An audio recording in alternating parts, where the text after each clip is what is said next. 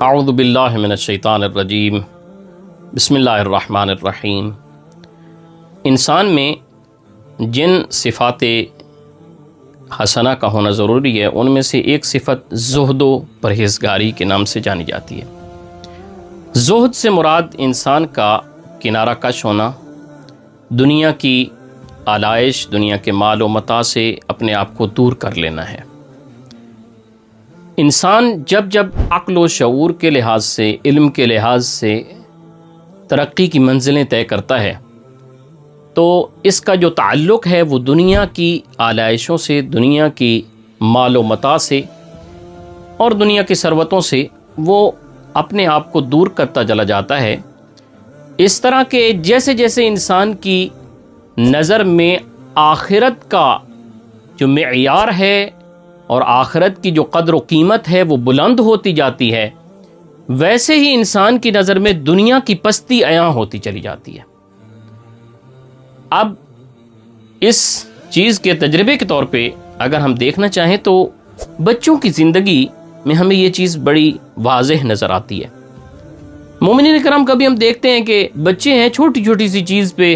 وہ لڑ رہے ہیں، ایسے کھلونوں سے کھیل رہے ہیں کہ جو ایک عاقل انسان ان کی کوئی حیثیت خیال نہیں کرتا، لیکن ان کی نظر میں ان کا سب کچھ وہی ہے۔ وہ نزاع کرتے نظر آتے ہیں، لڑتے جھگڑتے نظر آتے ہیں انہی چیزوں پہ۔ جیسے جیسے یہی بچے اپنی بالغی اور شعور کی عمر کی طرف سفر کرتے ہیں تو اب ان کا ان چیزوں کے ساتھ جو تعلق ہے وہ کم پڑنا شروع ہو جاتا ہے، اور ایک وہ منزل آتی ہے کہ یہ بچہ کہ جو اپنی بچپن کی زندگی میں ان کھلونوں سے کھیلتا، مٹی کے گروندوں سے کھیلتا تھا اور اپنے ہم عمر بچوں کے ساتھ چھوٹی چھوٹی بات پہ لڑ جاتا تھا، اب اس کی نظر میں ان باتوں کی کوئی وقت نہیں رہتی۔ اب جب ہم اس چیز کو دیکھ لیں، اولیاء خدا کی نظر میں دنیا اور دنیا سے مربوط مال و متاع، منصب کس قدر اہمیت رکھتا ہے، تو اس حوالے سے یہ عرض ہے کہ خاصان خدا کا تعلق اس دنیا سے فقط اس قدر ہوتا ہے، وہ جیتے بھی اس لیے ہیں کہ تاکہ اس دنیا میں خدا کی عبادت کر سکیں۔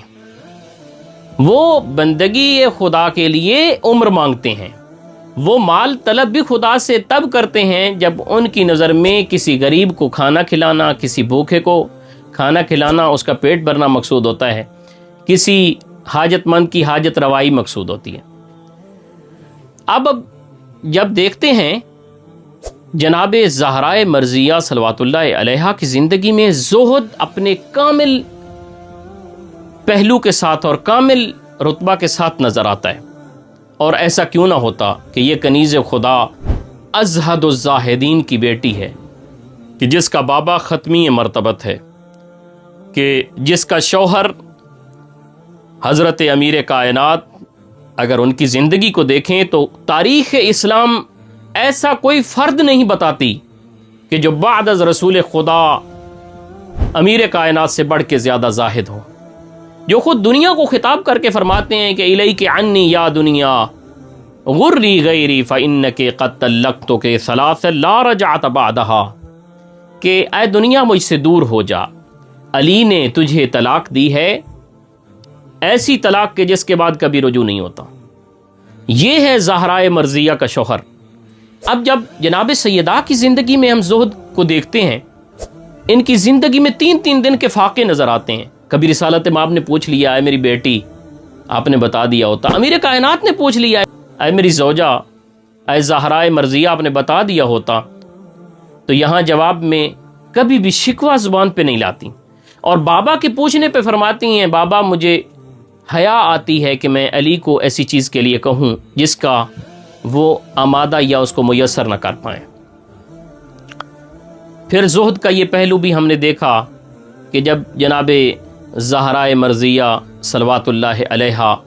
اپنی زندگی میں اپنی قیمتی ترین چیز بھی راہ خدا میں ہبہ کرنا